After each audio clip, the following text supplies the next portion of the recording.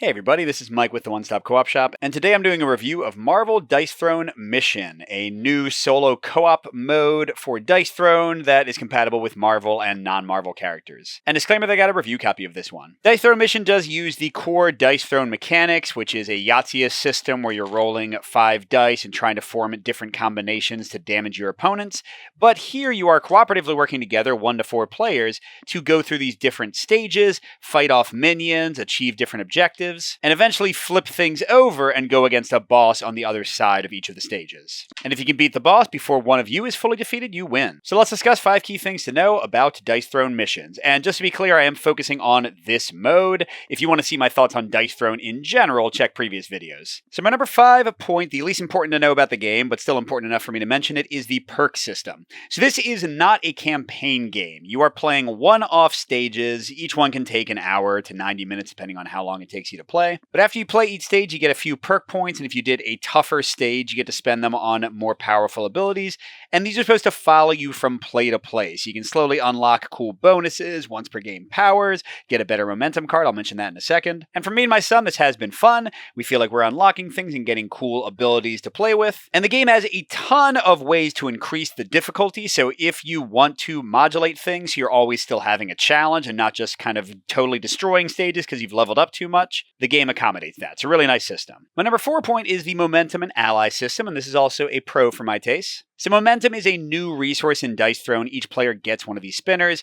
As you defeat enemies, or if you use status effects that don't do anything to the enemy, you get to earn some of this. And you can spend it for a few things, and those options increase as you level up with the perks. But the main thing you're spending momentum on are these ally cards. You'll have 3 to choose from at a time, and they have a lot of new abilities. They also feature tons of fun Marvel characters that aren't in the game as main characters yet. But these allies might give you different combinations to use your dice with. They might give you defensive abilities, offensive abilities. There's a lot of nice variety here. It is fun to recruit them, and they can be used for a super powerful exhaust effect, which gets rid of them. But then if you have enough momentum, you can recruit another one, because generally speaking, you can only hold one ally at a time. Now, slight caveat here, some of them are not as exciting or fun as others. There are some that we just never pick in our games, but besides that, really cool system. For my number 3 point, I'm looking at the crisis clock, and this is going to tick every turn and resolve negative powers for the minions and the boss, and it ticks based on the number of players. So with 1 player, it'll only tick 1. For 3 players, it'll tick 3 times. And the abilities for this on the different stages are somewhat varied, although mostly it just does damage, discards your cards, and takes away your CP that you use to play cards. But it's mainly here to keep you moving. Like, even if you're not getting hit by enemies, you're going to have negative effects happening, especially because each stage also has an unstoppable threat that's going to keep on plinking you if you roll the right dice. So it generally does its job and acts as a negative timer,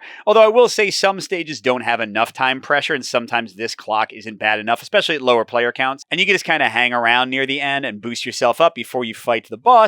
That can be a little bit annoying, but mostly this system works. But for my last 2 points, let's focus on the main variety in the game and kind of what's going on here, which are the minion stages and the boss stages, and there are just a ton of these before I get into specifics. I think there's 20, so there's like so many of these fold-out boards. And for my 2 point, I'm looking at the bosses, because I find, at least in my games, that they take up less of the overall play time, so you spend more time with the stages, and this is a mix for my taste. So you're trying to kill the boss before they kill you. You have all these tokens out, and you get to move your standee at the beginning of every turn. That is also the case in the minion stages, and it works okay. The movement's kind of boring compared to the minion stages, which I'll get to in a second, because, like, except for the momentum spending and maybe wanting a bonus, you don't really care where you go. There's not really any important kind of tactical elements here, and you just need to kill the boss before they kill you. It's very much a basic Dice Throne experience, but really stripped away. These bosses are not as interesting and dynamic as like the ones in Dice Throne Adventures were. And also, while there are 20 stages, I've not found the boss variety in terms of like how they attack and which status effects they give you to feel that different in the long run.